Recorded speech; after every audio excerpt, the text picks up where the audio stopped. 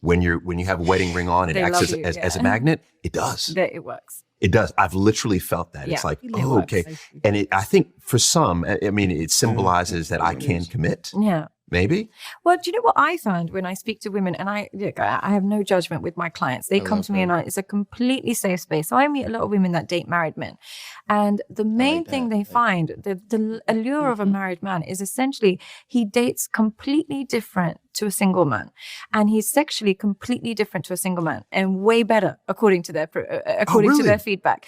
So what they say is when they meet men in the modern dating scene, they're so used to disconnected sex. They're so used to kind of hit and quit and move on to the next, and you don't know where he's at, and he doesn't know really how to please a woman because he hasn't had one woman who's given him honest feedback for a long time. Interesting. So when I date a married man, he knows how to treat a woman. His sexual performance is so much better. His emotional performance is so much better. His ability to kind of protect her is so much better because he'll check, did you get home okay? So weirdly, it's a better package for them. Research shows that single women are more attracted to men who are in relationships. Until you now, can't just get because that they're attracted to them doesn't mean that they're trying to get with them. However, for the ones who do, there's a term for it. It's called mate poaching. For some people, mate poaching is far too risky. It goes against their morals, it goes against their values, so they'll never do it. And then for other people, they see it as a strategy. Research suggests that 10 to 20% of all new relationships start from mate poaching. And not only that, but mate poachers and people who are susceptible to mate poaching share a lot of the same characteristics. Mate poachers versus non-mate poachers tend to score very highly on the narcissistic spectrum. So then you might be asking yourself, how does someone entice someone who's already in a committed relationship into a situation where they're actively trying to leave their wife for a new woman? This can come in a lot of different forms, some that won't surprise you, like being flirtatious, direct advances, and then other things that might surprise you, like emotional manipulation, and doing things to undermine the current relationship. Because once a mate poacher hears a vulnerability in a relationship, they're going to exploit it. Any dissatisfaction that they hear from their target, they're going to use that as an opportunity to undermine the relationship. If this video resonates with you and you're interested in building better relationships, comment the word growth down below and I'll send some resources to your DM. That's why I love my side women. Yeah, send the resources. They're all he really? narcissists. I don't know, I'm just like probably gonna send you a link to his ebook. You gotta pay for some. Depends on what word you put in his in the reply back. I mean, yes. It makes sense. I mean, shit. It definitely makes sense. It definitely does. The only thing is, like, I can see a woman being like, oh my gosh, he's so established and he can give me all this protection and all of this, blah, blah, blah. But then he's still going home to somebody else, though. So you love all that for what? Y'all sound confused. To me, personally, I feel like y'all say y'all want something and then... Can you say a woman and not y'all as if you're like talking? I'm sorry. I feel that... Because we y'all, me, Amanda, and Rico.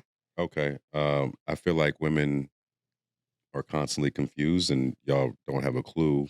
How do you expect to get a husband or a loyal boyfriend while going after somebody else's husband or quote unquote unloyal boyfriend, and then expect him to do things for you that you don't want him to do to you? That's one. Two, what? Like, this shit just don't make no sense. It's like you that too? What? Yeah, two was like, what? Like, I never, it's confusing. And I always feel like, in that whole wedding ring thing, this is my thing. Wait, the $6,000 thing? No. No. They said that the wedding ring is like a magnet. Okay. Oh, okay, I got you. So that's cool. But what if you are already the magnet? Did that make you a double magnet? Yeah, which means that you repel. Right? Don't two magnets repel with the same Only if they're on. Yeah. Right, but if they have the same polarization or I'm definitely gonna get permission to do this. And south side. But if let you know, I'm going to do this freaking what you call this? What would you call this theory? Experiment. Absolutely, and you know what? And I'll be allowed to, and I'll explain to my girlfriend. Right, we'll go out together because I have a completely different theory because I've never tried the ring on. All right, well, perfect. So do one with both, right? Experiment with. I was gonna let him live with two different bands, the black one, and then the diamond one. Okay. I'm just curious to see if you attract different type of women for each. Because for me, it'd be like, my shit, all right, you better not come over here with just some regular old pussy. Like, you better, you know what I'm saying? You better do more for me. Because I feel like listening to this, women will look for, and we're talking about a man in a relationship, they'll look for the vulnerability. They'll look for the weak spaces. They'll look for the point, the void that they can fill. Which is the regular band. The regular band, he might be like, okay, you know, but he got some shit on. They want you more. His wife might be spending on him too. You know what I'm saying? Like, okay. You feel what I'm trying to say? All right. No, I got you. I literally just proposed a theory the other day, and I was like, if you were out with your girl and she is just all over you or like, you know, showing you love, affection, whatever, I think women want to see that and be attracted to that. Like, why is she doing that with him? As opposed to like, y'all are out arguing. She was like, he looked like he wasn't shit. Really? I think it's the opposite. Like arguing ass niggas. Like, No, this look like an easy poach. Listen, when I was in, quick story, when I was in law school, matter of fact, I literally talked to this friend on the way here today. He's like part of our like law school friend group. He would be like, Aaron, let's go hang out. Let's go eat some crawfish or something. I'd be like, shit, you paying? Ooh. And he like, I would hear him like talking to his friends like, yeah, it's just me and Aaron up here. Such and such is coming up here to meet us. I said, I don't even need to be here if such and such is coming. They be like, hey, women attract women. So sit down, enjoy yourself, have a good time. We gonna have some drinks, eat and kick it. Like it's literally, I'm literally just there to, or whoever is wherever we're going. I think one time we were at like this restaurant called like Walk On, just popular in BR. And we're just hanging out at the bar. Rouge. Huh? Oh, yeah, just hanging out at the bar. Just literally just like running jokes and probably complaining about professors. I don't know. But I'm literally there. And he said this straight to my face. I'm literally there just so like it will attract other women. I was like, all right then. Let me know if we linking next Thursday. It makes sense.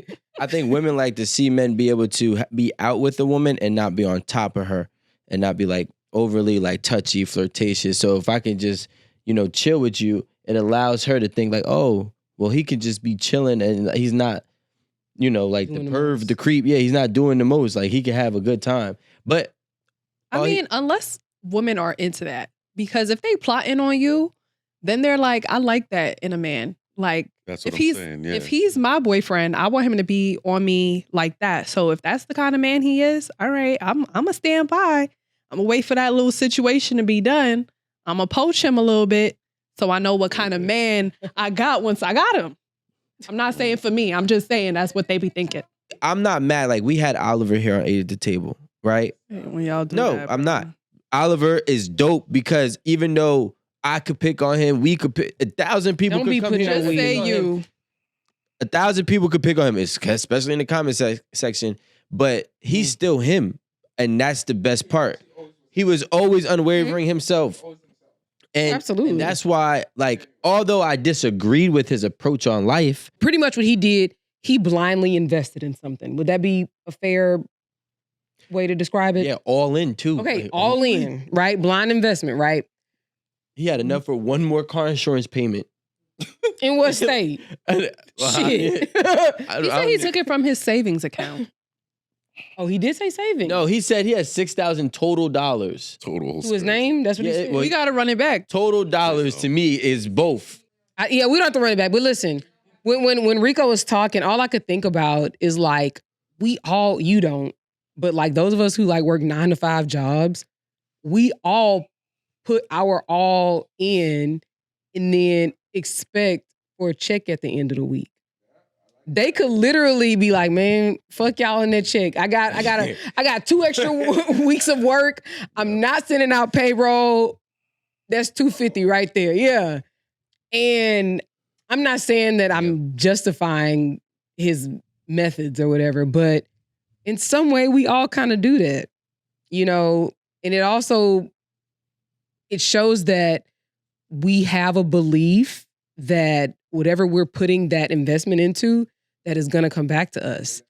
Because, no, I know it's not true, but the point is that everybody that works a 9 to 5, which is the majority of this country, they all have that belief that a check is coming at the end of the 40 hours that they have put in. Or they got You a job the understand? next day too. Like, Well, that too. like you. That too. But the thing is that I don't know any job that pays you before you work the hours. Which is crazy to me, right? Because I always looked at it that way. Oh yeah. But I get why that's not the case, you know. But it's not when you just think about it and you put it into like simple Or terms. even daily. It's kind of not. Yeah, you're right. But it's kind of not crazy that he did that when you think of what we expend of ourselves at 9 to 5 jobs and expecting. We're literally blindly expecting that check is gonna be there. Yeah. I mean, my perspective is since I'm older, I've seen decades of like you have to keep working harder and harder and harder and harder. And who expects things to get easier? I don't know. Besides this generation, what's this generation called?